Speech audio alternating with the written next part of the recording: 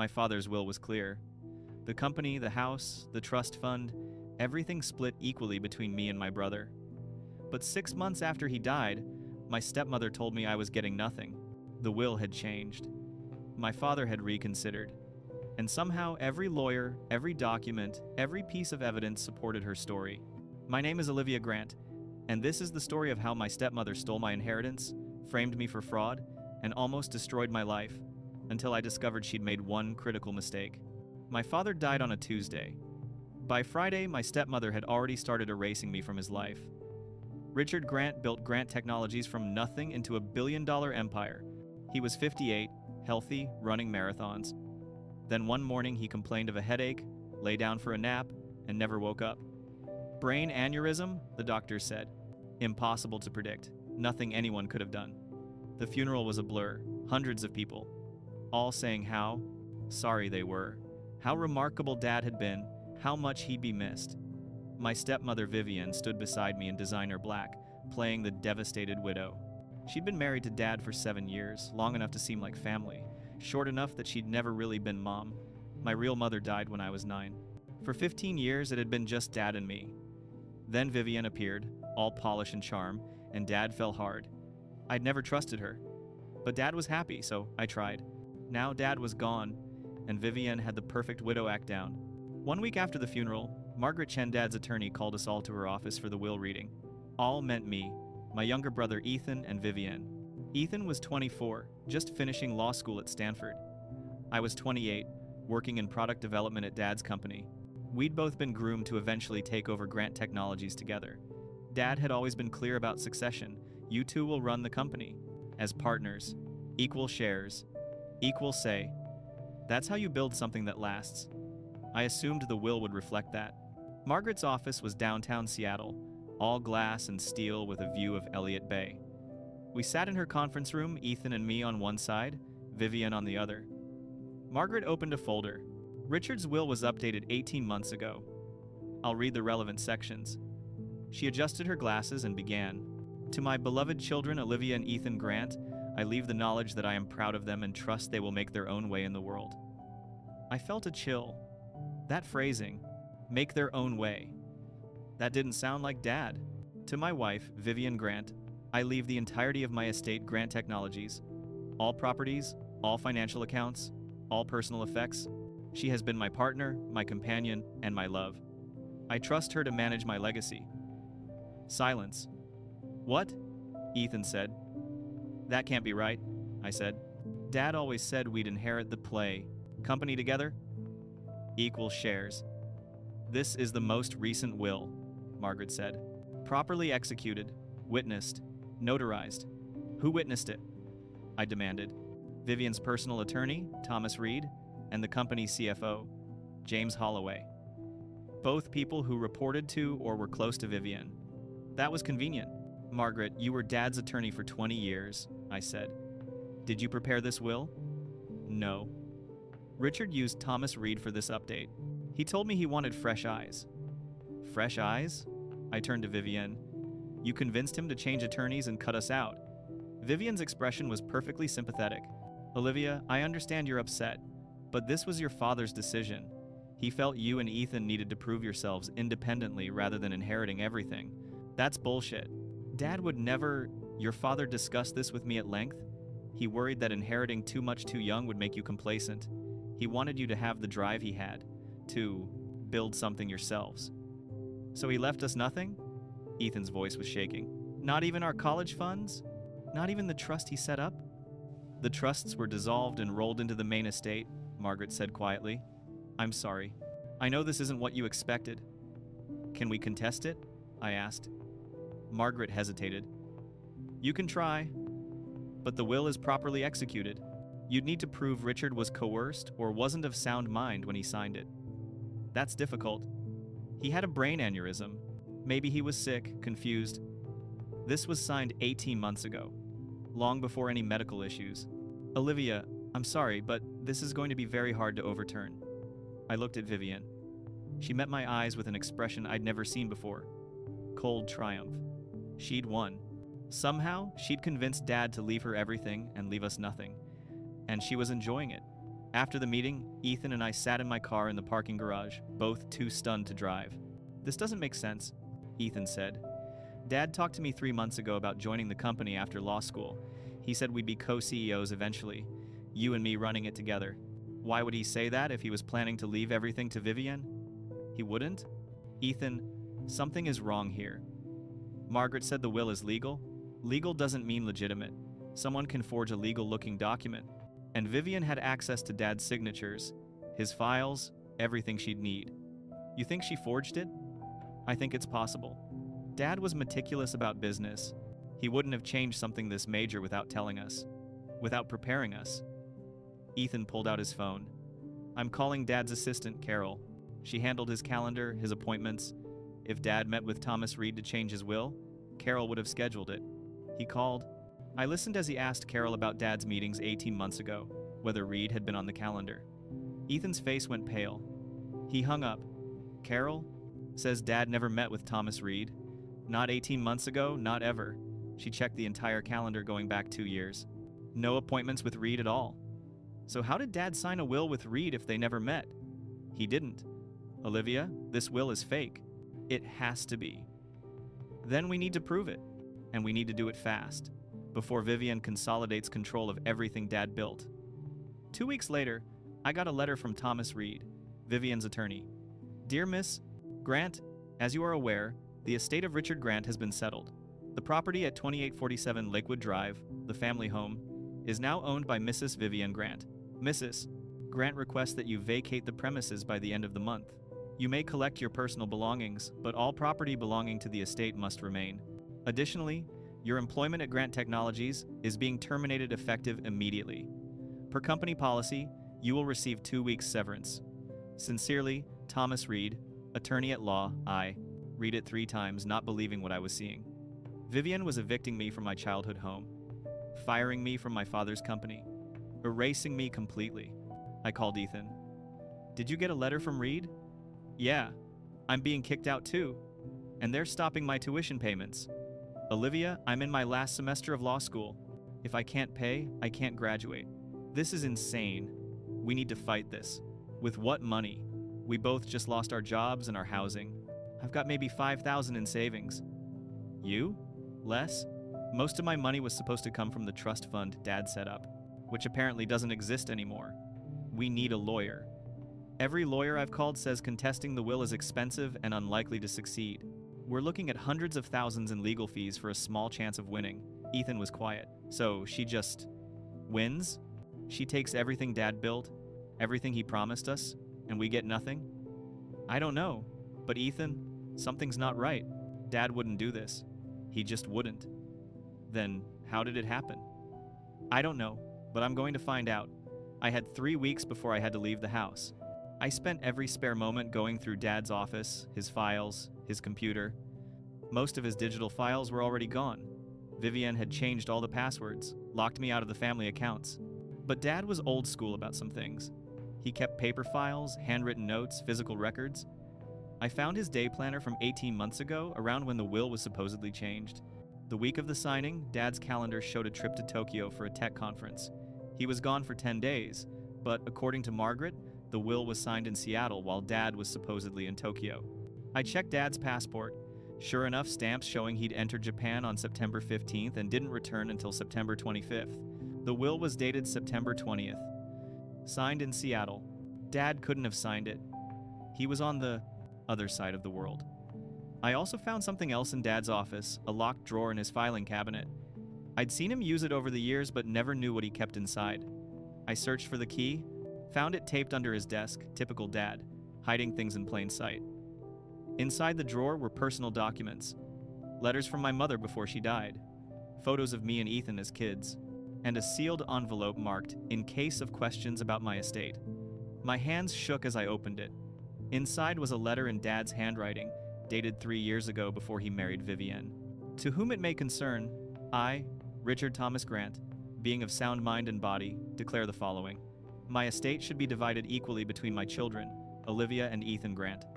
They have worked alongside me, learned the business, and earned the right to inherit what I've built. If anyone, including any future spouse, attempts to alter this arrangement, I want it known that such changes were not made freely or willingly by me. My children are my legacy, not my money, not my company, them. If you're reading this and my children have been disinherited, something has gone terribly wrong. Please investigate. Richard Grant. I photographed the letter immediately. This was Dad's true wishes, written in his own hand, dated and signed. This was proof that the will leaving everything to Vivian was not what Dad wanted. I called Margaret immediately. Margaret, the will is forged. Dad was in Tokyo when it was supposedly signed, and I found a letter written by Dad stating his true wishes. His children should inherit, not Vivian. Olivia, that's a serious accusation. Do you have proof? His passport, his calendar, plane tickets. He couldn't have been in Seattle, and I have a letter in his handwriting stating his real wishes. Let me review the documents. But Olivia, even if there's a discrepancy in the date, that doesn't necessarily invalidate. Margaret, this isn't a discrepancy. This is fraud. Someone forged my father's signature on a fake will. Who would do that? Who benefits? Vivian. She gets everything. Accusing someone of forgery and fraud is extremely serious. You need ironclad evidence. Passport stamps might not be enough. Travel records can be disputed. You need something definitive. Then help me find it. You knew Dad for 20 years. Help me prove this isn't what he wanted. Margaret was quiet for a long moment. Come to my office tomorrow. Bring everything you found. I'll review it. Margaret reviewed the evidence: Dad's passport, his calendar, credit card statements showing charges in Tokyo during the week the will was supposedly signed, and the letter stating his true wishes. This is compelling, she said. But here's the problem. Thomas Reed claims he flew to Tokyo to have Richard sign the will there, that Richard didn't want to wait until he returned to Seattle. Do you have proof Reed flew to Tokyo? Reed provided a receipt for a plane ticket to Tokyo, dated September 19th, and hotel records showing he stayed at the same hotel as your father. Those could be fake. They could be. But proving it requires access to airline records, hotel surveillance, witnesses. That requires a legal investigation. So we go to the police. Report fraud. Margaret shook her head. The police won't investigate based on suspicion. You need hard evidence of a crime. Right now, all you have is evidence that raises questions. That's not enough. So, what do? You need to find something that definitively proves the will is fake. A witness who will testify that Vivian paid them to lie. The actual forger admitting what they did. Something concrete. How am I supposed to find that? I don't know, Olivia. But if you're right, if Vivian did forge this will, she's committed a serious felony. People like that make mistakes. They leave trails. You need to find hers. I had 2 weeks before I had to vacate the Procket house. 2 weeks to find evidence that Vivian had forged a will and stolen my inheritance. I started with Vivian's routine. She went to her Pilates class every morning at 9 a.m. Was gone for 2 hours. That was my window. I went through her office in the house. Her computer was password protected, but I knew Dad's passwords. I tried a few variations. None worked. She'd changed everything. But Vivian wasn't as careful with physical documents. In her desk drawer, I found credit card statements going back years. And something interesting. A payment to a company called Signature Solutions for $15,000, dated September 15th, 5 days before the will was supposedly signed. I looked up Signature Solutions. The website was vague, professional document services. But a deeper search revealed they specialized in document restoration and replication. Document replication, like forgery. I photographed the statement, then I found something else. A burner phone hidden in the back of Vivian's desk drawer. I turned it on. The phone had no password, and it contained text messages between Vivian and a number saved as T. The messages were damning. Vivian, did you get the signature samples I sent? T, yes. Quality is good. I can replicate it. Vivian, how long? T, 2 weeks. But this is risky. If anyone examines it closely. Vivian, they won't. The witnesses are paid off. The lawyer is mine. There's no one left to question it. T, your call. But my fee is $50K for this level of work. Vivian, fine. Half now, half when it's done. The messages were dated August 2022, 1 month before the will was signed. I photographed everything. I also found a handwritten note in Vivian's planner from the same time period. JH, minus $25K for cooperation. TR, retainer paid. Timeline, complete by Sept 20. JH had to be James Holloway, the CFO who'd witnessed the fake will. TR was Thomas Reed, her attorney. She'd paid them both to participate in the fraud. This was a conspiracy. Not just Vivian, but multiple people working together to steal my father's estate. I called Margaret. I found it. Proof that Vivian paid someone to forge Dad's signature, and proof she bribed the witnesses. What kind of proof? I explained about the burner phone, the messages, the payment to Signature Solutions, the note about paying Holloway and Reed. Olivia, that's excellent work. But there's a problem. You obtained that evidence by going through Vivian's private belongings without permission. A defense attorney could argue it's inadmissible. So we can't use it? We can use it to guide our investigation, but we need to find legal ways to obtain the same evidence. I'm going to contact the DA's office, see if they'll open a fraud investigation. With what you found, they might agree to issue subpoenas for Vivian's financial records and phone records. How long will that take? Weeks, maybe months. I have 10 days before I'm evicted, and Ethan's about Newman, to lose his spot in law school. I know, but Olivia, you've done the hard part. You've found evidence of a crime. Now we let the legal system work. The legal system that already failed us once. I know you're frustrated, but this is how we do it right. And Olivia, be careful. If Vivian discovers what you found, she might escalate. People who commit fraud are often capable of worse. 3 days later, I got a call from Detective James Park, Seattle PD. Miss Grant, I need you to come to the precinct. We have some questions about a fraud investigation. Is this about Vivian? About the forged will? Just come down to the station, please. As soon as possible. I drove to the precinct, hoping this meant they were finally investigating Vivian. Instead, Detective Park led me to an interrogation room. Miss Grant, we've received a complaint from Mrs. Vivian Grant. She alleges that you broke into her home, stole personal property, and are attempting to blackmail her with fabricated evidence. My stomach dropped. That's not what happened. Mrs. Grant says you've been harassing her since your father's death, that you refused to accept the terms of his will, that you've made threats. I haven't threatened anyone. I found evidence that she forged Dad's will. Evidence you obtained illegally by breaking into her private office. It's my house too. I live there. I didn't break in. Mrs. Grant has filed for a restraining order. She claims she's afraid you'll become violent. And Miss Grant, there's something else. We found irregularities in your father's company accounts. Transfers of money from company accounts to your personal account in the weeks before his death. $250,000 in total. What? I never transferred any money. Detective Park slid documents across the table. Bank statements showing transfers from Grant Technologies to my personal checking account. $50,000 at a time, 5 separate transfers. These transfers were made using your login, credentials at the company. Your digital signature is on the authorization forms. This is fake. Someone is framing me. Mrs. Grant believes you were embezzling from the company, that your father discovered it and was planning to remove you from his will. She's filed a complaint, and the company's new CFO is cooperating with our investigation. Vivian is setting me up. She forged the will, and now she's framing me for embezzlement to discredit me so no one will believe me about the forgery. Detective Park leaned back in his chair. That's quite a conspiracy theory, Miss Grant. The simpler explanation is that you stole money from your father's company, and when you were cut out of the will as punishment, you decided to attack Mrs. Grant's character. Check the IP addresses on those transfers. Check the timestamps. I can prove I was nowhere near a computer when those transactions happened. We will. But Miss Grant, right now, the evidence suggests you've committed serious financial crimes. I'm going to need you to surrender your passport. You're not under arrest yet, but you're a flight risk. I'm being framed. Then you'll have the opportunity to prove that in court. I called Margaret from the precinct parking lot, my hands shaking with rage and fear. They're accusing me of embezzlement.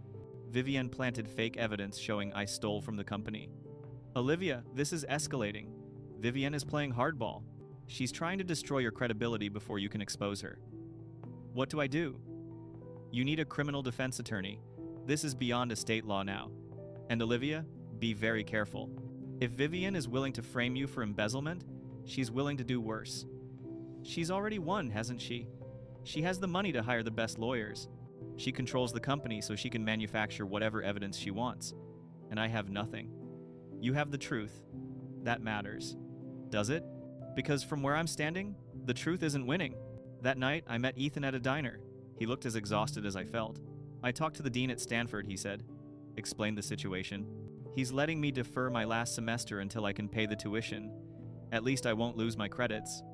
I'm sorry, Ethan. This is all my fault. If I'd been more careful, if I hadn't gone through Vivian's things, you did what you had to do. She was always going to come after us. This was her plan from the start. I keep thinking about Dad, about how he must have felt when Vivian married him. Did he know? Did he suspect what she was? I don't think so. Dad was smart about business, but he was naive about people.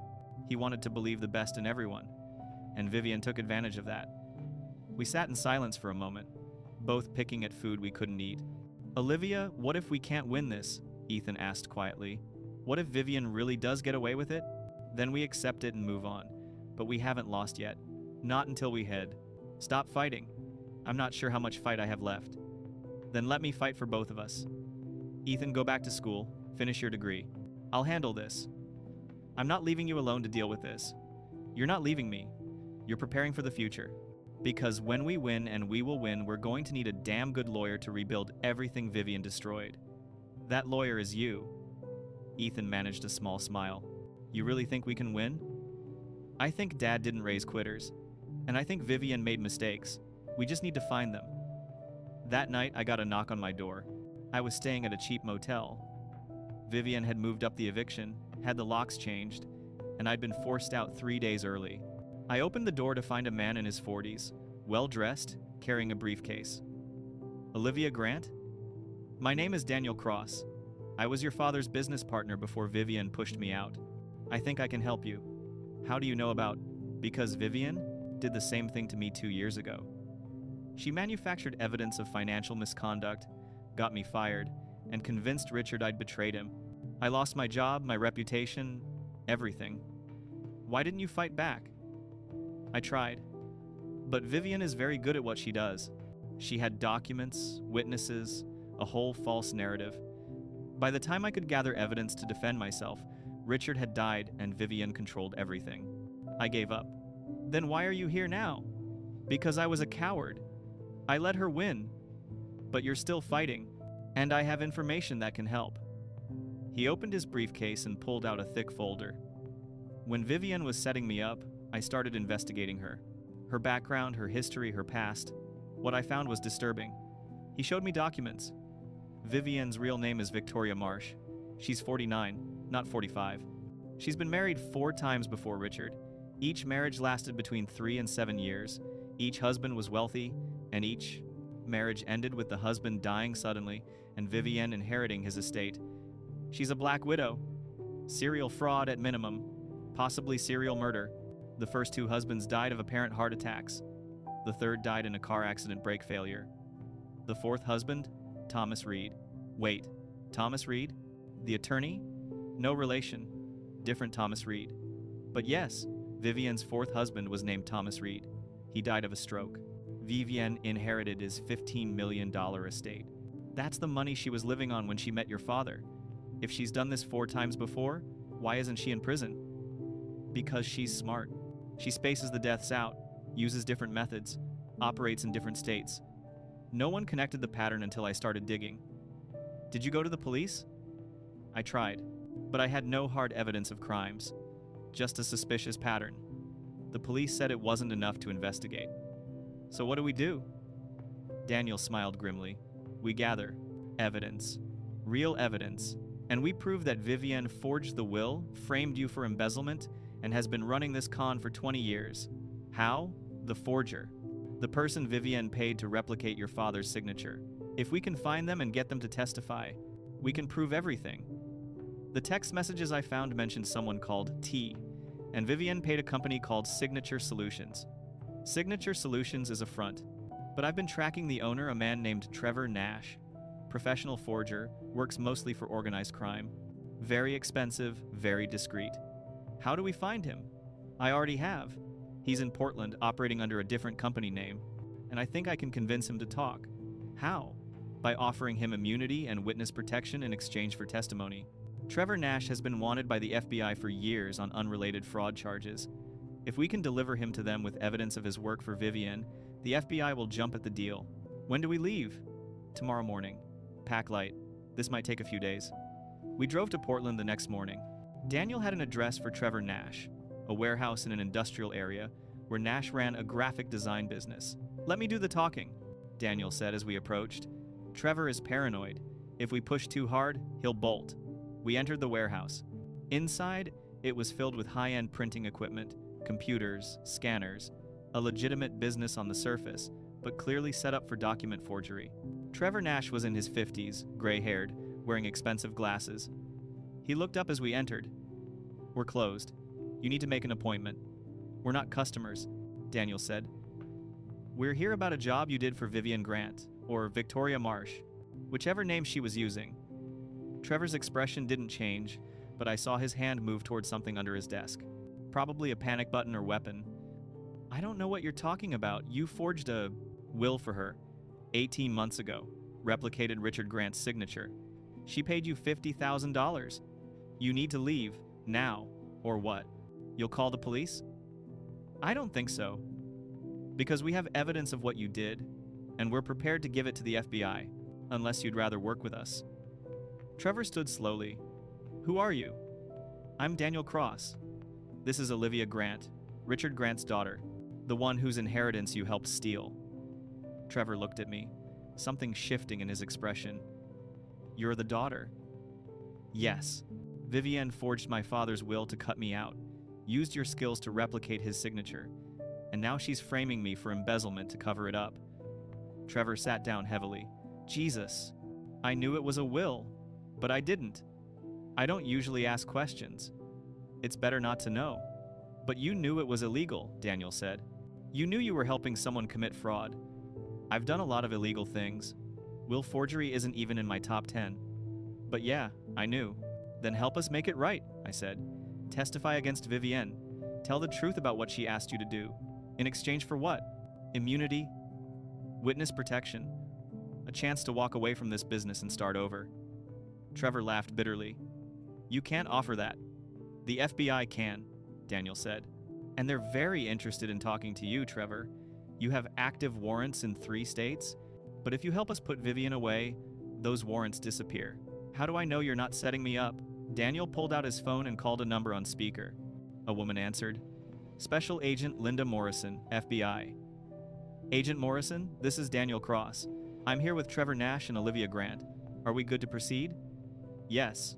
Mr. Nash, I'm prepared to offer you full immunity for your testimony against Victoria Marsh, also known as Vivian Grant, in exchange for complete cooperation and evidence of the document forgery.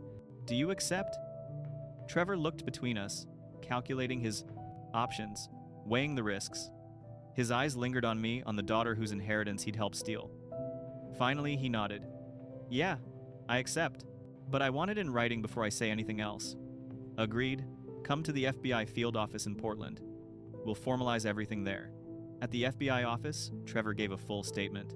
He described how Vivienne had contacted him through an encrypted messaging app, sent him samples of Richard Grant's signature from old business documents, and paid him $50,000 to create a forged will. She was very specific, Trevor said, sitting across from Agent Morrison in an interview room. Wanted it to look exactly like his handwriting. Same pen pressure, same style. I spent 2 weeks practicing before I did the final version. She gave me 3 samples of his signature, looked like they came from contracts and checks. I studied the way he formed his letters, the flow of his hand, everything. And the witnesses? Agent Morrison asked. The people who supposedly watched Richard sign the will? She told me she'd handle the witnesses. My job was just the signature. But she mentioned she had people who would sign anything for the right price. She seemed confident they wouldn't be a problem. Did she mention names? James Holloway said he was the CFO and would do whatever she needed, and her personal attorney, Thomas Reed. She said they were taken care of. I assumed that meant paid off. So Holloway and Reed committed perjury, Agent Morrison said, making notes. They witnessed a signature they knew was forged. That's conspiracy to commit fraud, Daniel added. Multiple felonies for each of them. Agent Morrison turned to me. Miss Grant, with Trevor's testimony, we have enough to arrest Vivian and her co-conspirators. But I want you to understand this is a complex case. Proving she intended to defraud you requires showing motive, opportunity, and a pattern of behavior. The more evidence we have, the stronger our difference. Case, I found text messages on a burner phone, I said, Vivienne talking to Trevor about the forgery. Planning the whole thing. Do you still have that phone? No. Vivienne found it and destroyed it after she accused me of theft. But I took photos of the messages before she could. I pulled out my phone and showed Agent Morrison the screenshots. She studied them carefully. These photos will help. And Trevor's testimony about those conversations corroborates your story. Miss Grant, I think we have enough to move forward. We'll execute search warrants on Vivienne's properties, seize her financial records, and interview the witnesses. With Trevor's cooperation and your evidence, we can build a strong case. How long will this take? I asked. The investigation will take several months. But we can arrest Vivienne and the co-conspirators within days. That will freeze her assets and prevent her from disposing of evidence or fleeing. Days, I repeated. After months of this nightmare, we're days away from stopping her. Thanks to you, Agent Morrison said. You didn't give up. You kept fighting. That made all the difference. The FBI arrested Vivienne 2 days later at Grant Technologies headquarters in the middle of a board meeting. They walked into the conference room with badges and handcuffs, read her rights, and let her out past stunned executives and employees. They also arrested James Holloway, the CFO who'd witnessed the fake will and helped frame me for embezzlement. He was taken from his office in handcuffs, his computer seized as evidence. Thomas Reed, Vivienne's attorney, was arrested at his law firm. The FBI found evidence that he'd not only helped forge the will, but had also created fake evidence for the embezzlement scheme. All three were charged with conspiracy to commit fraud, forgery, perjury, and racketeering. Vivienne's bail was set at $5 million. She paid it immediately using money stolen from my father's estate and walked out of jail within hours. But the investigation was just beginning. Agent Morrison's team tore through Vivienne's finances. They found the $15,000 payment to Trevor Nash. They found emails between Vivienne and Reed discussing how to alter Dad's estate plan. They found evidence of the fake embezzlement scheme, proof that Vivienne had used James Holloway's access to plant false transactions in the company's system, making it look like I'd been stealing. They also discovered the bribes. Vivienne had paid Holloway $25,000 to witness the fake will and another $50,000 to help frame me. Reed had received $100,000 as a retainer for his legal services in the scheme. And then they found something else. Miss Grant? Agent Morrison called me into her office 2 weeks into the investigation. We've been investigating Vivienne's background. Daniel Cross provided us with information about her previous marriages. The 4 husbands who died. Yes. We've contacted authorities in the, quote, jurisdictions where those deaths occurred. 2 of the cases are being reopened as potential homicides. The medical examiners are reviewing the autopsy reports. You think she killed them? We think it's possible. The pattern is suspicious: 4 wealthy husbands, all dead within years of marriage, all deaths appearing natural or accidental. But proving murder after so many years is difficult. What about my father? Agent Morrison's expression grew more serious. We've obtained your father's medical records. We had them reviewed by a toxicologist. Miss Grant, there were elevated levels of certain substances in his system in the months before his death. Substances that in high doses over time can cause blood vessel weakening and increase the risk of aneurysm. I felt like I'd been punched in the gut. She poisoned him. We can't prove it definitively. The substances could have come from legitimate sources, some are found in common supplements, but the levels were unusually high. And the timing, he died just weeks before he was scheduled for a complete physical that might have detected the poisoning. So she murdered him, slowly, over months. And then she stole everything he built. We're continuing to investigate. But Miss Grant, even if we can't prove deliberate murder, we have enough to prove fraud. And under the law, if someone obtains property through fraud, that property transfer is void. Even if the will had been real, Vivienne's fraud invalidates her inheritance. Vivienne's trial began 6 months later. It was held in King County Superior Court, Seattle, with overflow crowds every day. The case had become national news. Black Widow Tech Harris was the headline on every major publication. The prosecution's case was overwhelming. Trevor Nash testified about forging the will, describing in detail how Vivienne had provided signature samples and paid him $50,000 for the work. James Holloway offered a plea deal in exchange for testimony, admitted to witnessing a signature he knew was forged and planting false evidence of embezzlement in the company's computer systems. He described how Vivian had manipulated him with a combination of money and fear. She said if I didn't help her, she'd destroy my career, Holloway testified. She had dirt on me, personal things I didn't want exposed. She used that leverage to make me complicit. Thomas Reed also took a plea deal and testified about his role. He described creating the fake will, coaching Holloway on what to say, and helping Vivian establish the legal framework for stealing the estate. Financial experts testified about the money trail, the payments to Trevor Nash, the bribes to Holloway and Reed, the complex web of transactions Vivian had used to try to hide her fraud. And Agent Morrison testified about the pattern 4 previous husbands, all wealthy, all dead, all having left Vivian their estates. The prosecution also presented Dad's letter, the one I'd found in his locked drawer, stating his true wishes. Handwriting experts confirmed it was authentic, written in Dad's hand, and predated the forged will by years. Vivian's defense tried to paint her as a grieving widow, victimized by a vindictive stepdaughter. They argued that the will was legitimate, that Richard had changed his mind about his children, that I was fabricating evidence out of greed. But they couldn't explain the evidence. They couldn't explain why Dad was in Tokyo when he supposedly signed the will in Seattle. They couldn't explain the text messages between Vivian and Trevor Nash. They couldn't explain the payments. Most damaging was Trevor Nash's testimony. He was calm, detailed, and credible. He explained exactly how he'd forged the will, showed examples of his work, and made it clear that Vivian had known exactly what she was asking him to do. She wasn't confused or misled, Trevor testified. She knew she was commissioning a forgery. She knew Richard Grant hadn't signed that will, and she knew what she was going to use it for, to steal his children's inheritance. The jury deliberated for 3 days. On day 3, they returned with a verdict: guilty on all counts. The judge scheduled sentencing for 2 weeks later. Vivian sat stone-faced as the judge read the verdict, showing no emotion. But as they led her out of the courtroom, she looked back at me one last time. The mask had finally slipped completely. No more fake tears, no more sympathy, just cold hatred. "You took everything from me," she said. "No," I replied. "I took back what you stole. There's a difference." At sentencing, the judge was harsh. "Mrs. Grant, or should I say, Miss Marsh, you committed a calculated, premeditated fraud. You forged legal documents, bribed witnesses, and attempted to steal millions of dollars from the rightful heirs. You targeted a grieving family at their most vulnerable moment and tried to destroy them for your personal gain." The judge sentenced Vivian to 25 years in federal prison. No possibility of parole for at least 15 years.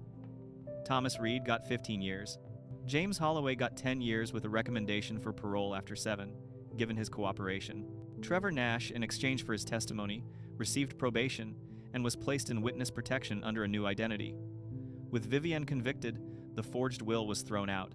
Margaret found Dad's real will, written years before he married Vivian. Everything, company, houses, investments, was split equally between Ethan and me, just like Dad always intended. Ethan finished law school with his deferred tuition, paid from my inheritance, and chose estate law so he could protect other families from what we went through. The board offered me the CEO position, but I wasn't ready. I spent a year learning the entire company from the ground up before stepping into leadership. Daniel returned to help rebuild what Vivian damaged. We rehired the people she pushed out, canceled her bad deals, and restored the company's focus on innovation. Within a year, Grant Technologies was thriving again. 2 years after the trial, I finally visited Dad's grave. I brought sunflowers and his favorite bourbon. I told him everything: how close Vivian came to destroying us, how Ethan and I fought back, how we restored the company he built. I realized I wasn't just inheriting assets. I was inheriting his values, his integrity, his belief in building something that lasts. Back at the Grant campus, Ethan, now our general counsel, waited for me. We prepared for a board meeting about our new privacy initiative and the Richard Grant Foundation. We decided to add a scholarship program for kids like Dad once was, full of talent but lacking resources. We walked into the boardroom together, stronger than ever. We'd survived betrayal, fought for the truth, and rebuilt our father's legacy. In the end, the real inheritance wasn't money or property. It was strength, integrity, and family. And the best revenge wasn't retaliation. It was living well and carrying Dad's legacy forward with the honor he deserved. This is Olivia Grant, reminding you that a will is only as strong as the people who defend it. My stepmother forged a will, stole my inheritance, framed me for crimes I didn't commit, and nearly destroyed everything my father built. But she made one critical mistake. She underestimated how much my father had taught me about never giving up, about fighting for what's right, about integrity mattering more than money. If this story moved you, like and subscribe for more stories about fighting back against fraud and finding justice when the system fails. Leave a comment. Have you ever had to fight for an inheritance? How did you prove fraud? What advice would you give to someone facing a similar situation? Remember these key lessons. Trust but verify. Question everything that seems wrong. Document everything. And when someone tries to steal what's yours, fight back with evidence, not just emotion. Find allies who believe in you. Seek experts who can help. And never, ever give up, even when the odds seem impossible. Because sometimes the fight isn't just about money or property. It's about honoring the people who came before us, about protecting their legacy, about proving that integrity still matters in a world that often rewards deception. My father built something remarkable. Vivian tried to destroy it and profit from the ruins, but she couldn't, because the real inheritance wasn't what Dad left us, it was what he taught us. And that's something no forger can ever steal. Thanks for watching, stay strong, fight back, and never let the fraudsters win.